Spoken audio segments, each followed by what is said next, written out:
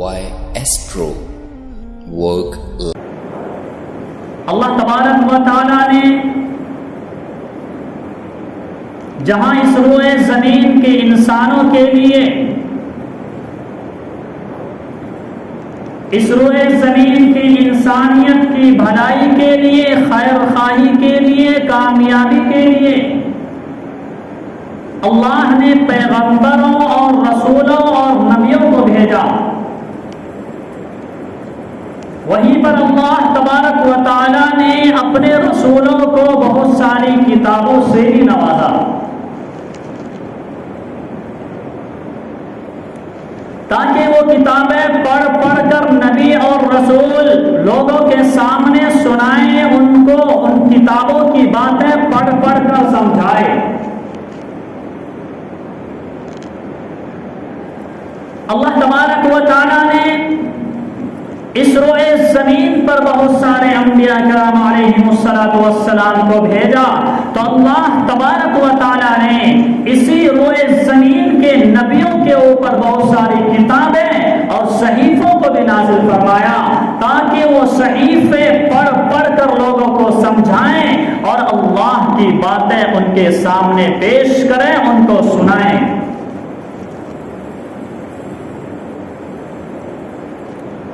اللہ تبارک و تعالیٰ نے توریت کو بھیجا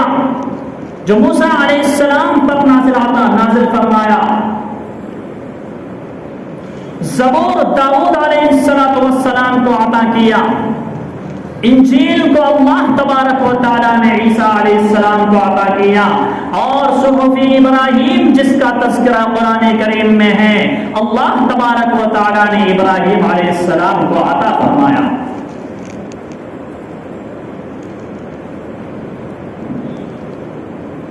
اور اللہ تبارک و تعالیٰ نے قرآن کریم ہم سب کے آخری نبی جناب محمد رسول اللہ صلی اللہ علیہ وسلم، سید الانبیاء، تاجدار مدینہ، ختم الانبیاء، انبیاء کے سردار جناب محمد رسول اللہ صلی اللہ علیہ وسلم کو قرآن کریم نازل کیا اور ان کو عطا فرمایا۔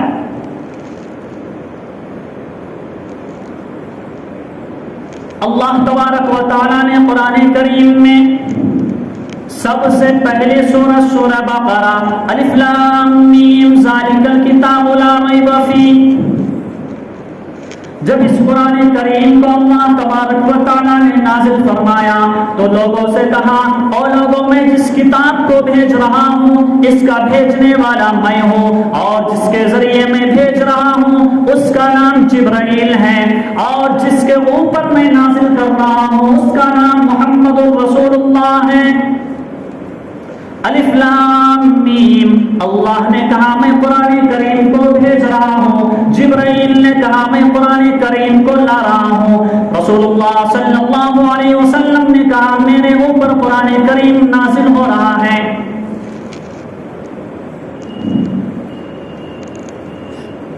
دنیا میں بہت ساری کتابیں آئیں، لیکن کوئی کسی کتاب نے یہ اعلان نہیں کیا، یا اس کتاب کے ماننے والوں نے یہ اعلان نہیں کیا کہ اس کتاب میں کوئی بھی شک نہیں ہے، اس کتاب میں ذرہ برابر بھی تردد نہیں ہے، اس میں آپ شک نہیں کر سکتے ہیں۔ توریت بھی نازل ہوئی، زبور بھی نازل ہوئی، انجیل بھی نازل ہوئی۔ توریت کو اللہ نے موسیٰ کو عطا فرمایا، زبور کو اللہ نے داؤد کو عطا فرمایا، اور انجیل کو اللہ نے عیسیٰ کو عطا فرمایا، لیکن موسیٰ علیہ السلام نے یہ نہیں کہا توریت میں کوئی شک نہیں ہے، زبور والے نے یہ نہیں کہا کہ زبور میں کوئی شک نہیں ہے، عیسیٰ علیہ السلام نے یہ نہیں کہا کہ انجیل میں کوئی شک نہیں ہے، لیکن جب میرے عزیز اللہ نے قرآن کریم کو نازل فرمایا تو سب سے پہلا حرف، جو سب سے پہلا لفظ ہے، اللہ نے کہا جس کتاب کو میں نازل کر رہا ہوں، جس کتاب کو میں تمہارے حوالے کر رہا ہوں، ذالک الکتاب لا ریب فیہ، یہ کتاب ایسی ہے، یہ کلام ایسا ہے کہ اس میں کوئی شک نہیں ہے۔ اللہ نے کہا جس کتاب کو میں تمہارے حوالے کر رہا ہوں، جس چیز کو تمہارے لیے رہنمائی کا سامان بنا کر پیش کر رہا ہوں، رہنمائی کا ذریعہ بنا کر تجھے عطا کر رہا ہوں. جس کتاب کو تم پڑھنے جا رہے ہو ذالک الکتاب لا ریب فیہ، اس میں ذرہ برابر بھی شک نہیں ہے. اور اللہ تبارک و تعالیٰ نے قرآن کریم میں کہا اگر تجھے ذرہ برابر بھی اس کتاب میں شک ہے، اگر تجھے ذرہ برابر بھی اس کلام میں شک ہے،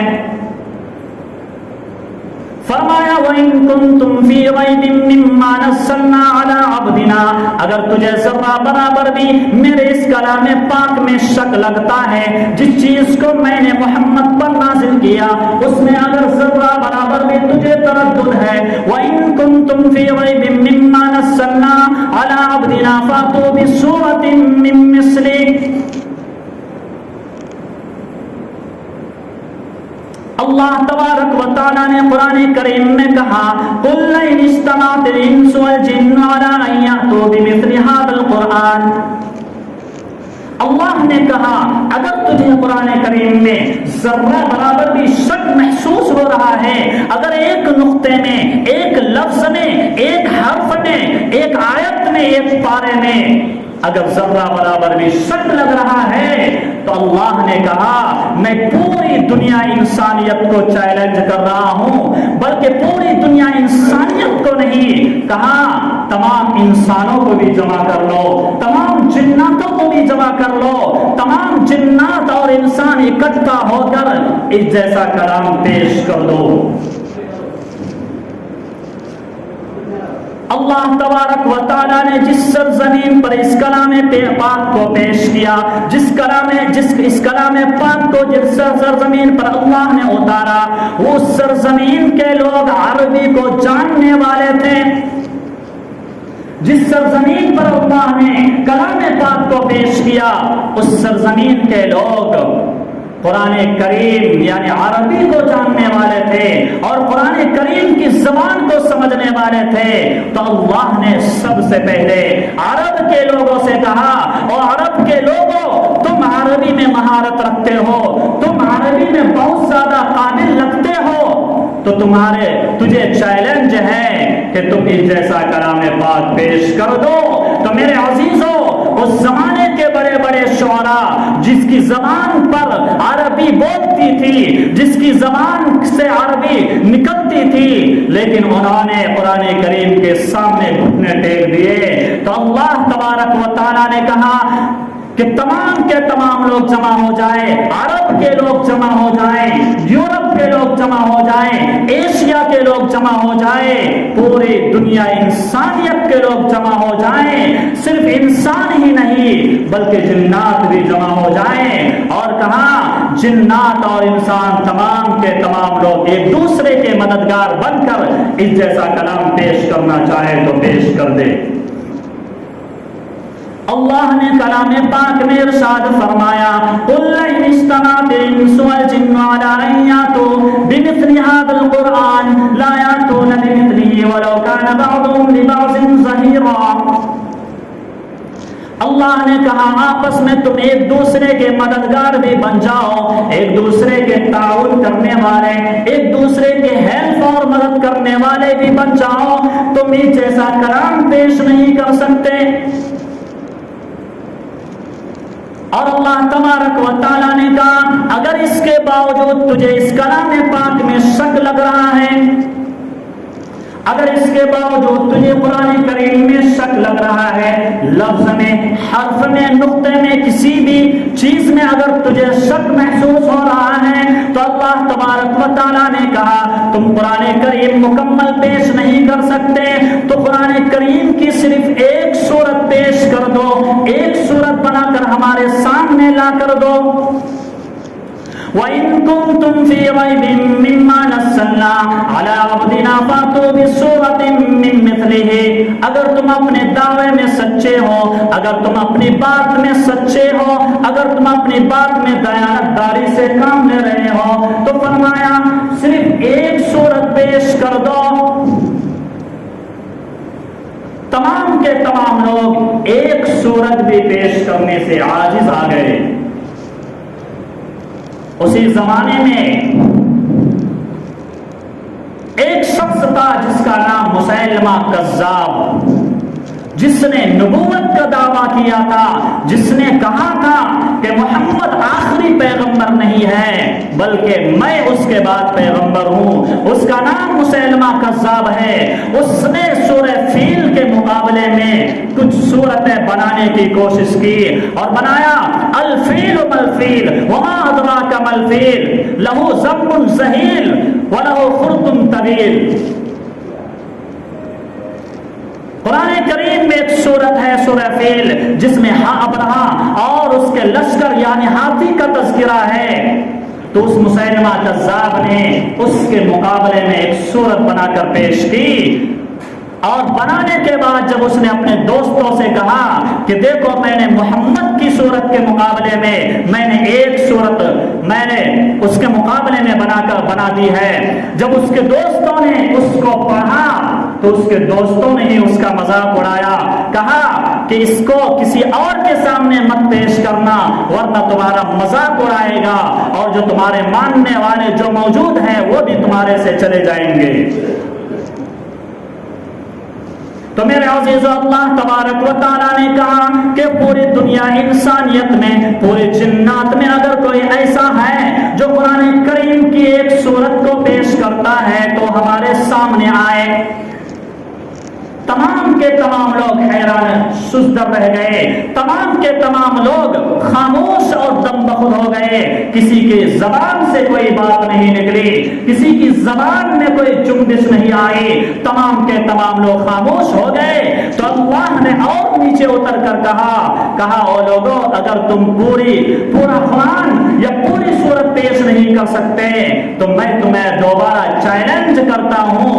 کہ تم پوری سورت یا پورا قرآن نہیں، صرف قرآن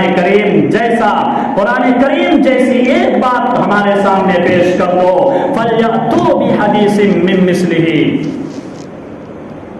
فرمایا صرف قرآن کریم کی طرح ایک لفظ اور ایک بات ہمارے سامنے پیش کر دو۔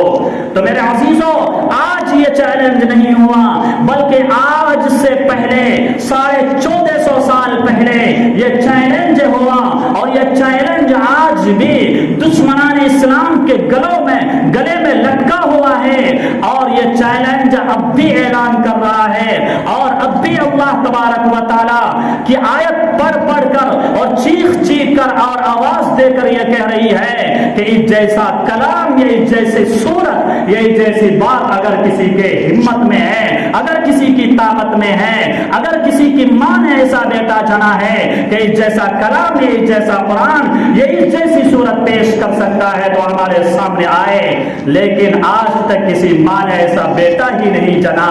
کہ جو اس جیسا کلام یا اس جیسا قرآن پیش کر سکے۔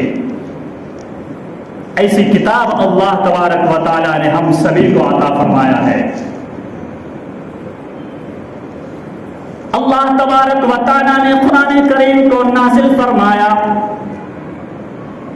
اللہ نے اور بھی کتابیں نازل فرمائی، توریت کو نازل فرمایا، زبور کو نازل فرمایا، انجیل کو نازل فرمایا، اور ابراہیم علیہ السلام کی صحیفے کو نازل فرمایا، صحف ابراہیم و موسیٰ، جس کا تذکرہ سورہ اعلیٰ کے 30واں پارے میں موجود ہے۔ بہت ساری کتابیں نازل فرمائی اللہ نے، لیکن کسی بھی کتاب کی گارنٹی اور حفاظت کی ذمہ داری نہیں لی۔ میرے عزیزو تورات بھی بدل گئی، زبور بھی بدل گئی، انجیل بھی بدل گئی، ساری کتابیں بدل گئی، لیکن اس روئے زمین پر کوئی کتاب محفوظ ہے۔ اس روئے زمین پر اگر کوئی کتاب اسی طرح محفوظ ہے جس طرح اللہ نے اس روئے زمین پر نازل فرمایا تھا، جس طرح اللہ نے جبرائیل کو عطا کیا تھا، جس طرح جبرائیل نے محمد کو عطا کیا تھا، جس طرح محمد نے اپنے صحابہ کو عطا کیا تھا، جس طرح صحابہ نے اپنے ماننے والوں کو عطا کیا تھا، اگر کوئی کتاب اس روئے زمین پر محفوظ ہے تو وہ کلام پاک ہے۔ اس روئے زمین پر اگر کوئی کتاب محفوظ ہے تو وہ کلام پاک ہے، اور قرآن مجید ہے اور قرآن شریف ہے۔ دنیا میں کوئی بھی ایسی کتاب نہیں ہے کہ جس میں ذرہ برابر میں کوئی شک نہ ہو اور اس میں گڑبڑی نہ ہوئی ہو اور اس میں خرابی پیدا نہ ہوئی ہو۔ توریت میں اللہ تبارک و تعالی تعالیٰ کے تو اللہ نے توریت کو موسیٰ علیہ السلام پر نازل فرمایا، لیکن موسیٰ علیہ السلام کے جانے کے بعد توریت کے ماننے والوں نے اس میں تبدیلی کر دی اور اس میں گڑبڑی اور اپنی من پسند کی چیزیں اس میں داخل کر دی۔ اسی طرح زبور نازل ہوئی، داؤد علیہ السلام کے جانے کے بعد زبور کے ماننے والوں نے زبور کے اندر اپنی طرف سے خواہشات کی چیزیں داخل کر دی۔ اسی طرح اللہ نے عیسیٰ علیہ السلام کے اوپر انجیل کو نازل کیا، لیکن عیسیٰ علیہ السلام جیسے ہی اس روئے زمین سے گئے تو اللہ ان کے ماننے والوں نے نصارہ نے انجیل میں گڑبڑی کر دی اور اس کے اندر اپنی طرف سے چیزیں داخل کر دی۔ لیکن قرآن کریم میرے عزیزوں اللہ نے جیسا نازل فرمایا تھا، جس طرح نازل فرمایا تھا، اس میں ذرہ برابر بھی تبدیلی نہیں آئی۔ ہے قول محمد قول خدا، فرمان نہ بدلا جائے گا، بدلے گا زمانہ لاکھ مگر قرآن نہ بدلا جائے گا۔ زمانہ بدلتا رہا، سائنس ترقی کرتی رہی، دنیا آگے تیزی سے بڑھتی رہی، لیکن قرآن جس طرح ہے اسی طرح محفوظ ہے۔ یہی وجہ ہے کہ اللہ تبارک و تعالیٰ نے قرآن کریم میں کہا اِنَّا نَحْنُ نَزَّلْنَا الذِّكْرَ وَإِنَّا لَهُ لَحَافِظُونَ۔ اور لوگوں میں نے تورات کو نازل کیا لیکن اس کی حفاظت کی ذمہ داری نہیں لی، زبور کو نازل کیا لیکن اس کی حفاظت کی ذمہ داری نہیں لی، انجیل کو میں نے نازل کیا لیکن اس کی حفاظت کی ذمہ داری نہیں لی۔ اللہ نے کہا میں قرآن کریم کو نازل کر رہا ہوں لیکن اس کی حفاظت کی ذمہ داری میں خود لے رہا ہوں۔ اور اللہ نے قرآن کریم میں کہا اِنَّا نَحْنُ نَزَّلْنَا الذِّكْرَ وَإِنَّا لَهُ لَحَافِظُونَ۔ اور لوگوں ہم نے قرآن کو نازل کیا اور ہم ہی اس کی حفاظت کرنے والے ہیں۔ تو میرے عزیزو جو قرآن اتنا عظیم الشان ہے، جس کے لفظ میں ذرہ برابر بھی، جس کی بات میں ذرہ برابر بھی کوئی شک نہیں ہے، اور جس کی حفاظت کی ذمہ داری اللہ تبارک و تعالیٰ نے خود لی ہے، میرے عزیزو آج ہم نے اس قرآن کریم کو کہاں لا کر کھڑا کر دیا؟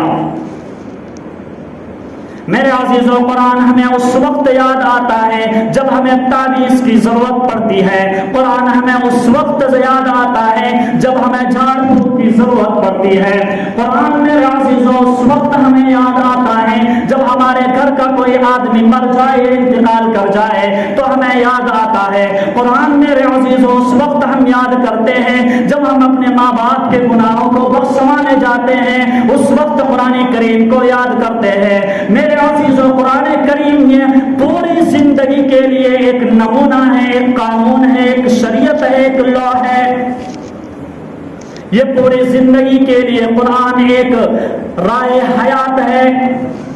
قرآن 24 گھنٹے کی زندگی کے لیے ایک قانون ہے اللہ کی جانب سے، صرف یہ جھاڑ پھونک کے لیے، تعویذ کرنے کے لیے یا مر جائے اس کے گناہوں کو بخشوانے کے لیے قرآن کریم نہیں ہے۔ میرے عزیزو قرآن کریم ہمارے گھروں میں رکھا ہوا ہے، سالوں سال گزر گیا لیکن ہم نے اس کے اوپر نظر نہیں ڈالی، اس کے اوپر نگاہ نہیں ڈالی۔ موبائل کو ہم روزانہ دیکھتے ہیں، اس کے میسج کو پڑھتے ہیں، تو میرے عزیزوں بتاؤ تو صحیح ہم موبائل کے میسج کو پڑھتے ہیں، موبائل کے پیغام کو پڑھتے ہیں، کیا ہم نے کبھی قرآن کریم کو کھول کر رب کے پیغام کو بھی پڑھا، رب کے میسج کو بھی پڑھا؟ موبائل کے میسج، واٹس ایپ کے میسج، فیس بک کے میسج اور پیغام ہم روزانہ پڑھتے ہیں، لیکن اپنے دل پر اور سینے پر ہاتھ رکھ کر بتاؤ کیا ہم نے اللہ کی جانب سے جو پیغام آیا، جو میسج آیا، کیا ہم نے اس کو کبھی پڑھا اور اس کو کیا ہم نے کبھی سمجھنے کی کوشش کی؟ تو میرے عزیزو آپ کی جانب سے اس کا جواب یہی آئے گا کہ ہم نے قرآن کو چھوڑ دیا۔ تو میرے عزیزو جب ہم نے قرآن کو چھوڑ دیا تو مجھے علامہ اقبال کا وہ شعر یاد آتا ہے، وہ معزز تھے زمانے میں مسلمان ہو کر اور ہم خار ہوئے ذلیل ہوئے تارک قرآن ہو کر۔ وہ معزز تھے زمانے میں، قرآن پر عمل کر کے، قرآن کے پیغام کو سن کر اور ہم ذلیل ہوئے قرآن کو چھوڑ کر۔ میرے عزیزو، قرآن کریم ایک ایسی کتاب ہے، اگر قرآن کریم کوئی پڑھ کر بھول جاتا ہے یا پڑھ کر یوں ہی رکھ دیتا ہے، اس پر دھیان نہیں دیتا ہے، تو میرے عزیزو روزانہ قرآن کریم اعلان کرتا ہے وَمَنْ أَعْرَضَ عَنْ ذِكْرِي فَإِنَّ لَهُ مَعِيشَةً ضَنْكًا۔ قرآن کریم کہتا ہے اور مجھے پڑھ کر چھوڑنے والوں اور مجھے پڑھ کر بھول جانے والوں، میں تمہاری دنیا کی زندگی کو تنگ کر دوں گا، تمہاری زندگی دنیاوی زندگی کو فنا کر دوں گا، تمہاری زندگی میں غریبی لا کر پیش کر دوں گا۔ وَمَنْ أَعْرَضَ عَنْ ذِكْرِي فَإِنَّ لَهُ مَعِيشَةً ضَنْكًا۔ اللہ فرماتا ہے جو میرے قرآن کریم سے اعراض کرتا ہے، جو میرے قرآن کریم کو کھول کر نہیں پڑھتا ہے، اس کو سمجھنے کی کوشش نہیں کرتا ہے، اس کے معنی کو سمجھنے کی کوشش نہیں کرتا ہے، اس کے مطلب کو سمجھنے کی کوشش نہیں کرتا ہے، رب کہتا ہے میں اس کی زندگی کو تنگ کر دوں گا۔ میرے عزیزو، ہم غور کریں کہ ہماری زندگی میں اتنی پریشانی اور بے چینی کیوں ہے؟ کیا ہم نے کبھی غور کیا؟ بیمار اگر ہم ہوتے ہیں تو ڈاکٹر کے پاس بھاگتے ہیں، ڈاکٹر سے بھی علاج نہ ہو تو جھاڑ پھونک کرنے والوں کے پاس بھاگتے ہیں، لیکن ہماری زندگی میں سکون نہیں ہے، دولت کما رہے ہیں لیکن دولت کا پتہ نہیں لگ رہا ہے، زندگی میں بے سکونی ہے، فیملی پوری پریشان ہے۔ تو کیا ہم نے غور کیا کہ کیوں ہم پریشان ہیں؟ اللہ اس کا علاج بتا رہا ہے، قرآن کریم اس کو بتا رہا ہے کہ جو مجھے پڑھے گا میں اس کی زندگی میں خوشحالی لا دوں گا، اور جو مجھے نہیں پڑھے گا میں اس کی زندگی کو تنگ کر دوں گا اور برباد کر دوں گا۔ میرے عزیزو، غور و فکر کریں، 24 گھنٹے کی زندگی میں کس کس چیز پر ہم غور کرتے ہیں، اور کون کون سی چیز ہم پڑھتے ہیں، اور کون کون سی چیز پر ہم دھیان اور توجہ دیتے ہیں۔ لیکن ایک قرآن کریم ہے جو سالوں سال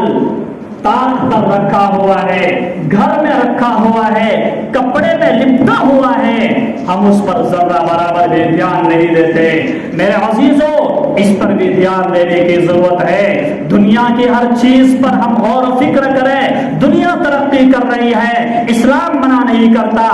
اسلام کہتا ہے تم بھی ترقی کرو، لیکن اللہ کہتا ہے میرے قرآن کریم کو جب تم لے کر چلو گے تو اللہ اور بھی زیادہ تجھے بلند کرے گا، اور بلند ہی رہی بلکہ ساری دنیا میں تجھے کامیاب کرے گا۔ اس وجہ سے میرے عزیزو، ہم اپنے بچوں کو قرآن ضرور پڑھائیں، لیکن جو حضرات بڑے ہو گئے ہیں کیا ان کے لیے ضروری نہیں ہے قرآن پڑھنا؟ کیا ان کے لیے یہ جاننا ضروری نہیں ہے کہ قرآن ہم سے کیا کہہ رہا ہے، رب ہم سے کیا کہہ رہا ہے، رب ہم سے کس سلسلے میں بات کر رہا ہے؟ کیا ہمارے لیے یہ ضروری نہیں ہے؟ صحابہ کرام کی عمر بڑی ہو گئی تھی، کسی کو عمر 60 سال ہے، کسی کو عمر 70 سال ہے، کسی کو عمر 40 سال ہے، پھر بھی مسجد نبی میں بیٹھے ہوئے ہیں اور ایک ایک آیت اور ایک ایک حرف کو پڑھ بھی رہے ہیں اور قرآن کریم کے مطلب کو سیکھ بھی رہے ہیں۔ میرے عزیزو، صحابہ کا جو ماحول تھا اور صحابہ کا جو عمل تھا آج بھی ہمارے سماج میں، ہماری سوسائٹی میں زندہ کرنے کی ضرورت ہے۔ ہم اپنے بچوں کو قرآن کریم کی تعلیم دلوائے، لیکن جو بڑے حضرات ہیں وہ بھی غور و فکر کریں، وہ بھی سوچیں کہ ہم اپنے محلے کے اماموں کے پاس، علماء کرام کے پاس جائیں اور کہیں امام صاحب ہمیں بھی قرآن کریم کے بارے میں بتائیے کہ اللہ ہم سے کیا کہہ رہا ہے، اللہ ہم سے کس سلسلے میں بات کرنا چاہ رہا ہے۔ ہم اپنے ائمہ کرام، علماء کرام سے سیکھنے کی کوشش کریں، تبھی میرے عزیزو ہماری زندگی میں بھی خوشحالی آئے گی، ہماری سوسائٹی میں بھی خوشحالی آئے گی۔ لیکن اگر ہم نے قرآن کریم کو چھوڑ دیا، قرآن کریم کو پس پشت ڈال دیا، تو میرے عزیزو جس طرح پوری دنیا میں مسلمان ذلیل و خوار ہو رہی ہے، اسی طرح ہم پٹتے رہیں گے اور کرتے رہیں گے۔ اس وجہ سے میرے عزیزو اللہ ہم سبھی کو قرآن کریم کو پڑھنے اور اس کے معنی مطالب کو سیکھنے کی، سمجھنے کی توفیق مرحمت فرمائے۔